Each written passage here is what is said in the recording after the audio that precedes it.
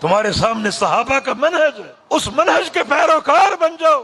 صحابہ کرام تو اللہ کے پیارے پیغمبر کے حکم کے بغیر حرکت تک گوارا نہیں کرتے تھے، ایک حرکت تک۔ ایک موقع پر نبی علیہ السلام نے ابو ذر غفاری کو ایک جگہ کھڑا ہونے کا حکم دیا، لا تبرح مکانک، ابو ذر یہاں کھڑے ہو جاؤ، یہاں کھڑے ہو جاؤ، یہاں سے ہلنا نہیں، میں کہیں جا رہا ہوں، جب تک واپس نہ ہوں یہاں سے تم نے ہلنا نہیں، یہاں کھڑے رہو۔ ابو ذر کھڑے ہو گئے، امام الانبیاء چلے گئے اور کہیں غائب ہو گئے، نظروں سے اوجھل ہو گئے، اور تھوڑی دیر بعد ایک بڑا خوفناک دھماکہ ہوا، جیسے کوئی بم کا دھماکہ ہوتا ہے۔ ابو ذر غفاری پریشان ہو گئے کہ مبادا نبی علیہ السلام پر کوئی آفت، کوئی تکلیف نہ نازل ہو گئی، کوئی پریشانی نہ بن گئی ہو۔ سوچا کہ بھاگ کر جاؤں اور اپنے پیارے پیغمبر کو دیکھوں۔ بھاگنے کا ارادہ ہی کیا کہ نبی علیہ السلام کی بات یاد آ گئی کہ ابو ذر یہاں کھڑے رہنا، یہاں سے ہلنا نہیں۔ اب ایک طرف محبت کا امتحان جس کا تقاضا یہ کہ اللہ کے پیارے پیغمبر کے پاس جاؤں اور آپ کو دیکھوں، ایک طرف اطاعت کا امتحان ہے جس کا تقاضا یہ کہ اللہ کے پیارے پیغمبر جو کچھ فرما چکے وہ پتھر پر لکیر ہے، اس سے انحراف نہیں ہوگا، کھڑے رہے۔ اور یہ اطاعت ہی تو محبت ہے۔ محبت کس چیز کا نام؟ اسی اطاعت کا نام۔ یہ دین کو عشق اور عاشقی کا دین نہیں ہے۔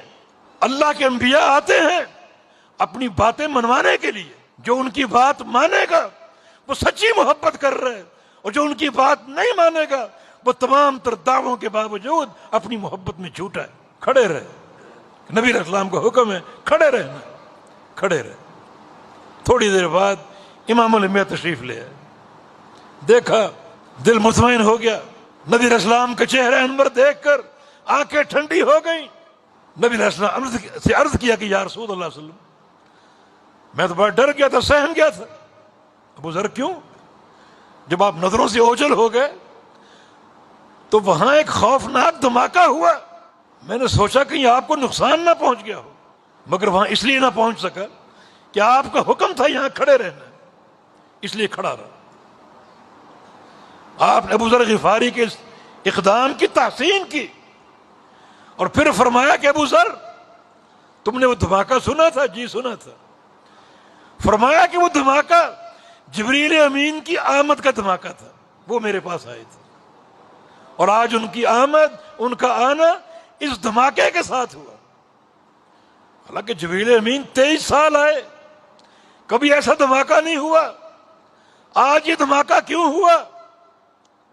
فرمایا کہ آج جبریل امین ایک بڑا اہم حکم اللہ کی طرف سے لے کر آئے، اس حکم کی تعظیم اور اس کی ہیبت میں یہ زوردار دھماکہ ہوا۔